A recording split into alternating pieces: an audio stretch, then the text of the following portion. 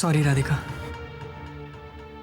मैंने यहां आकर तुम्हें तकलीफ पहुंचाई और तुमसे मिलने की जिद करके मैं तुम्हें मुश्किल में भी डाल सकता हूं। पर सच्चाई ये है कि राधिका, मैं तुम्हें हमेशा खुश देखना चाहता हूं। मैं नहीं मानती। अगर आप सच्चे हैं तो कमलेश जी ने जो कहा था वो सच है। ऐसा क्यों कहा था? आज वही सारी बातें तुम्हें मैं बताने आया हूं। रिश्तों को तो मैं तकदीर में लिखी बात मानता हूं, पर कोई इंसान किसी को सुख पहुंचाए या दुख पहुंचाए, ये उसके कर्मों का हिस्सा होता है। देखो राधिका, मीरा और मेरी शादी हो, ये उसकी मां के अलावा हम दोनों के परिवार चाहते थे। और ये बात तो तुम्हारे और दादाजी के सामने रुक्मणी आंटी ने भी मानी थी, पर हालात बदल गए।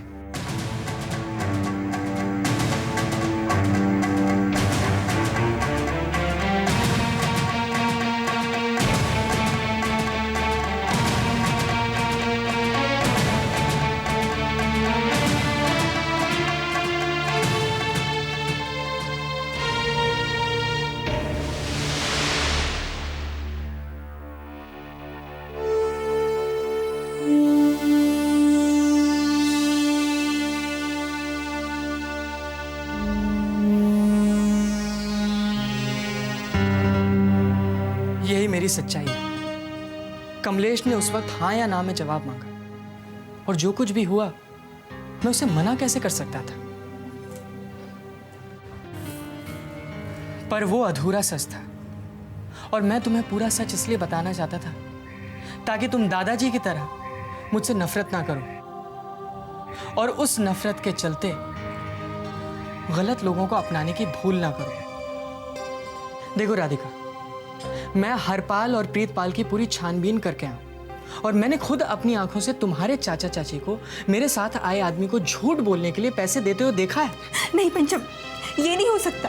मेरे चाचा जी मुझसे बहुत प्यार करते हैं। राधिका, लालच वो विकार है जो प्यार और भरोसे की पीठ पर ही खंजर घोंपता है।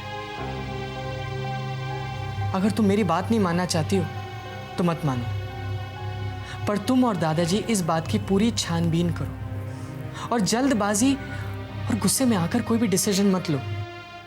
मैं यहां परेशान होकर आया हूं क्योंकि मुझे लगता है कि इस जल्दबाजी का कारण मैं हूं। और आखिरी बात यह है कि तुमसे किया हुआ वादा मुझे आज भी याद है। मैं उस वादे की दुहाई नहीं दूंगा, पर यह जरूर कहना चाहूंगा कि अगर यह रिश्ता तुम्हें पसंद नहीं है तो तुम मुझे हर कदम पर अपने साथ पाओगी। राधिका, फैसला अब तुम्हें लेना है। चलता हूं।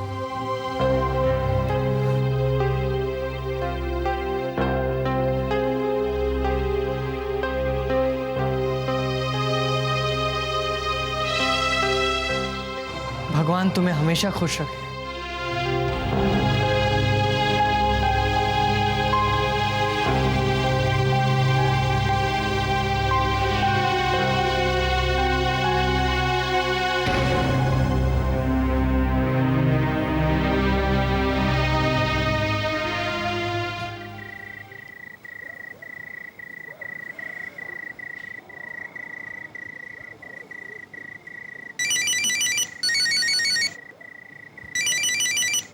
हेलो पंचम, कैसे हो बेटा?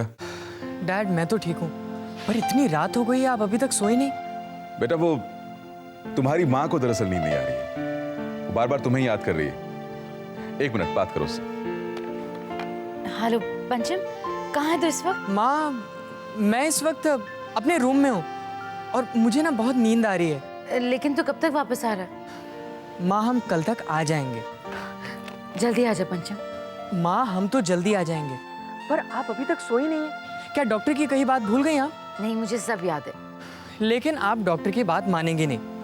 आप गुड नाइट कहिए और मीठी नींद सो जाइए। हाँ, लेकिन कल तक तो आ जाएगा ना? अगर अभी नहीं सोई तो नहीं आऊंगा। Okay, good night, bye.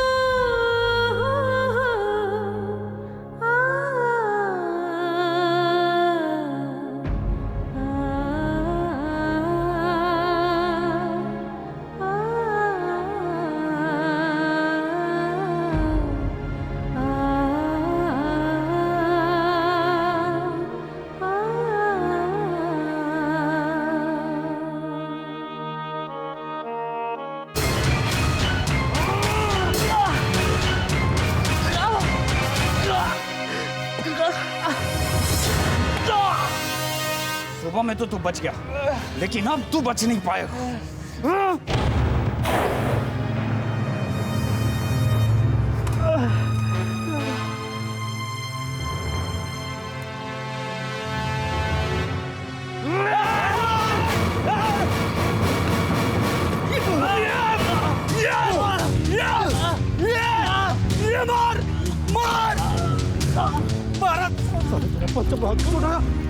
पकड़ के रख इसको।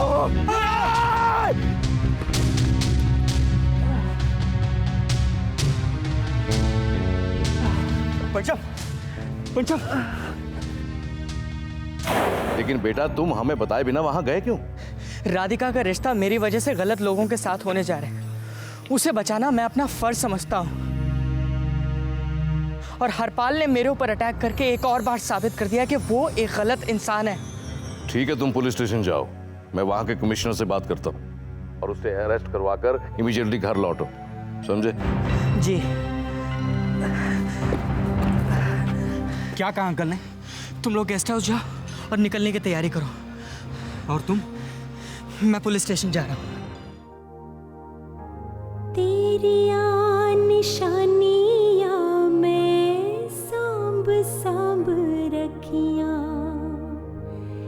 तेरिया निशानियां मैं सांभ सांभ रखियां, माये नू देख दिया अखियां ने थकियां, माये नू देख दिया अखियां ने थकियां।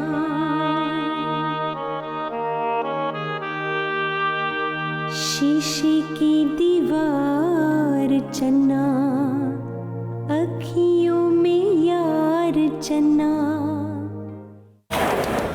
विजय दरवाजा खोलो। बाबूजी, ओ विजय जल्दी खोलो। आ रही हूँ। बाबूजी जल्दी खोलो ना। आती हूँ आती हूँ आती हूँ। क्या बात है, सब ठीक तो है? विजय सब ठीक होता तो आपको मैं परेशानी क्यों करती इतनी रात को? सब कुछ ठीक नहीं है। अरे असली बात क्या है वो तो बताओ। ऐसी कौन सी मुसीबत आ गई? ओहो विजय, मुसीबत नहीं आई है, इस वक्त मुसीबत का बाप आया है। बाबूजी को पंचम आया है। क्या मतलब? उसकी ये मजाल? हाँ बाबूजी, और इस वक्त तो अकेले नहीं आया, साथ पुलिस लेकर आया वो। पुलिस? हाँ मैं देखता हूँ। हाँ हाँ हाँ चलो।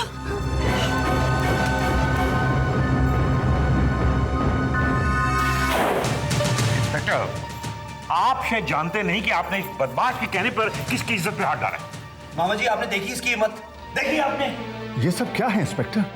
सर, इस वक्त आपके यहाँ आने की माफ़ी चाहता हूँ सर। सर, हमारा मकसद आपको तकलीफ पहुँचाना या आपकी इज्जत पर दाग लगाना नहीं है। हमारे पास हरपाल के खिलाफ कंप्लेंट है।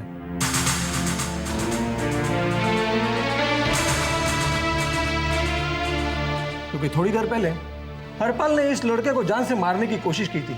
झूठ है, सरासर झूठ है। अरे मेरा बेटा अपने कमरे से बाहर गया ही नहीं।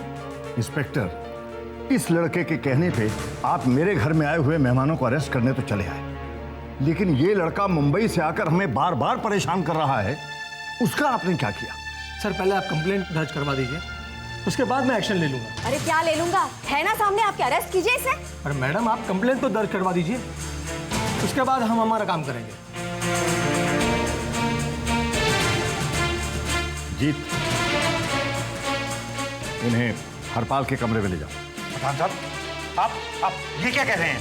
आप इस बदमाश के कहने पे मेरे बेटे को पुलिस के हवाले करवा रहे हैं? आप फिक्र मत कीजिए प्रीतपाल जी, ले जाओ इन्हें। चलिए सर। जी, हमारे घर से पुलिस हमारे मेहमान को ले जाएगी, ये कोई चंगी बात नहीं है। आप कुछ कीजिए ना।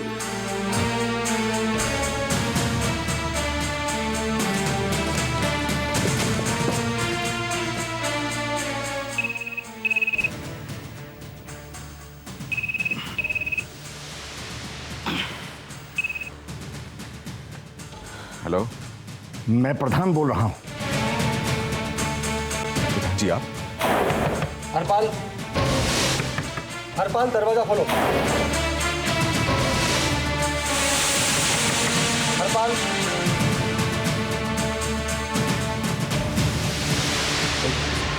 हरपाल बेटा, हरपाल बेटा दरवाजा खोल।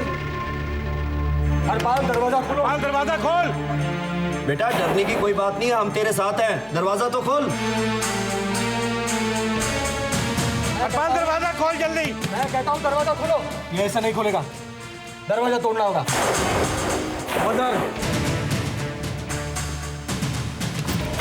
जिस घर की चौखट को पुलिस नजर उठाकर नहीं देखती, तुम्हारा बेटा पंचम आधी रात को उस घर में पुलिस को लेकर घुसता है। पंचम आपके यहाँ है? लेकिन वो तो कहीं अब कहीं का नहीं रहेगा, उसकी मौत निश्चित है। क्या क्या कह रहे हैं? देखिए,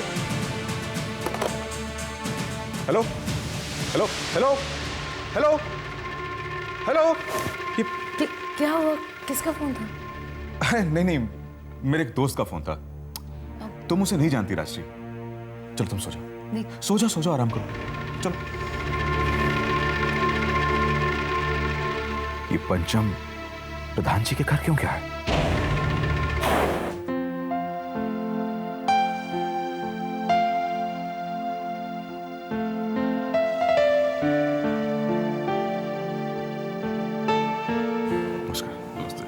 अशोक जी, आप इसको इतनी देर रात आपको डिस्टर्ब करने के लिए माफी चाहता हूं अवस्थी साहब, पर मैं क्या करता, मैं मजबूर था।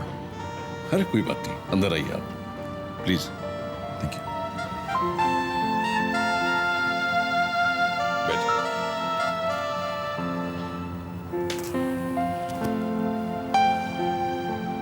क्या बात है, कुछ परेशान लग रहे हैं? मैं पंचम को लेकर बहुत परेशान हूं अवस्थी साहब। अभी थोड़ी देर पहले प्रधान जी का फोन आया था। पंचम उनके घर में पुलिस लेकर घुस गया है। अगर प्रधान के आदमी पंचम को जान से मारने की कोशिश करेंगे तो वो पुलिस में नहीं जाएगा तो क्या उनकी तरह गुंडागर्दी करेगा? यानी आप इसके बारे में जानते हैं?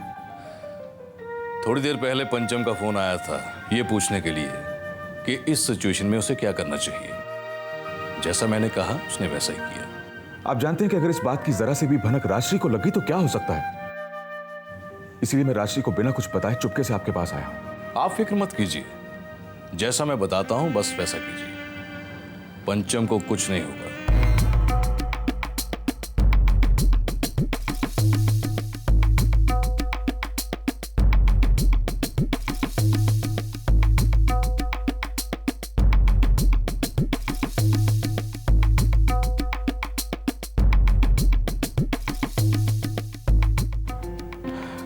ठीक है वस्ती साहब, जैसा आपने कहा है मैं बिल्कुल वैसा ही करूंगा। मैंने आज तक अपने रुतबे का बिना वजह इस्तेमाल नहीं किया है। अगर पंचम के लिए मुझे यह करना पड़े तो वो भी करूंगा। आप बिल्कुल चिंता मत कीजिए और बेफिक्र होकर घर जाइए। वस्ती साहब, थैंक यू वेरी मच। बांधो लोजे, जाओ।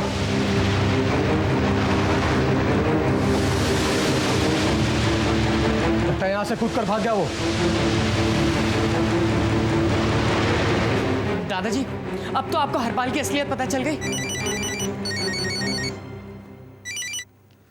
हाँ अवस्थी अंकल बोलिए। बेटा इंस्पेक्टर तुम्हारे साथ है ना, जरा फोन दो उसे। एक minute uncle. Mister Awasthi, IAS Mumbai आपसे बात करना चाहते हैं।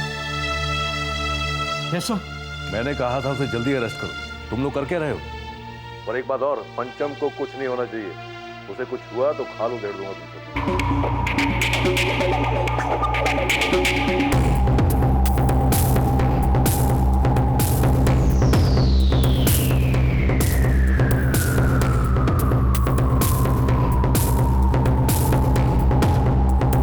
समझ गए? और जितनी जल्दी हो सके उसे अरेस्ट करो। Okay sir. ओके तो सर मैं चलता हूं, और जाने से पहले एक सलाह देना चाहता हूं। इस लड़के को यहां से सही सलामत जाने दीजिएगा, क्योंकि आपने इसे मारने की धमकी दी है। मुंबई में आपके खिलाफ रिपोर्ट दर्ज की गई।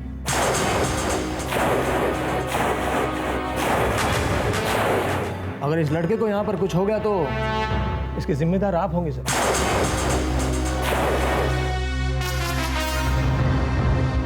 सो प्लीज टेक केयर।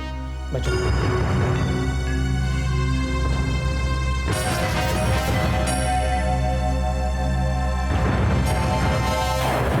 जो लोग तुम्हारी सच्चाई पर यकीन नहीं करते, तुम अपनी जान जोखिम में डालकर उनकी भलाई के लिए वहां गए क्यों? आजकल मैं देख रही हूँ पंचम, तुम्हें वो काम करने में ज्यादा मजा आता है जिसमें हमें तकलीफ होती है। माँ ऐसी बात नहीं है। ऐसी ही बात है पंचम। शायद तुम्हें गलतफहमी हो गई है कि तुम एक मसीहा हो जो दुनिया का उद्धार करने आया है, लेकिन तुम मसीहा नहीं हो पंचम, तुम एक इंसान हो। तुम मेरे बेटे हो और ये दुनिया तुम पर रहम नहीं करेगी। तुमने कभी सोचा है कि अगर तुम्हें कुछ हो गया तो हम जीते जी मर जाएंगे? मैं जानता हूँ माँ कि आप जैसे माँ बाप इस दुनिया में शायद ही किसी को मिले होंगे, और आप लोगों से ज्यादा मुझे कोई प्यार भी नहीं करता है। लेकिन माँ, लगी लगन छूटे नहीं, जीभ चोंच चरी जाए, मीठा कहाँ अंगार में जाही चकोर चबाए। माँ, अपने अपने स्वभाव की बात है, मैं चाहकर भी अपने आप को नहीं रोक पाता हूँ। पंचम, राजश्री, गजब हो गया। क्या हुआ आंटी? मीरा ये चिट्ठी छोड़कर पता नहीं कहाँ चली गई।